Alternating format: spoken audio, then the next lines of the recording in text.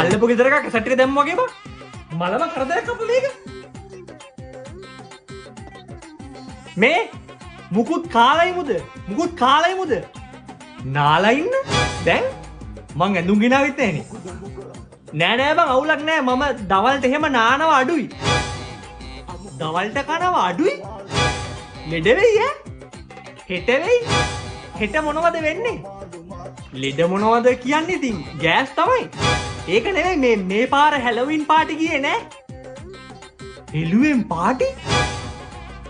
මේ පාර කියන්නේ මම නම් එහෙම කවදාවත් හෙළුවෙන් පාටි ගිහිල්ලා නෑ. අයියෝ යන්න එපයි. මම නම් මේ පාර දෙකකටම ගියා. ඈ? හෙළුවෙන්? හැලොවින් තමයි. වයිෆ් අවුලක් නැද්ද? එහෙම අවුලක් නෑ. අපි දෙන්නම තමයි ගියේ. ඈ? වයිෆු ගියේ? නැතු ඉතින්. දෙන්නම එකට තමයි එක හැලොවින් පාටි එකකට ගියේ. පුදුම සද්දයක් නේ අකෝ. ඒක කතා කරනව හෙන්නේ.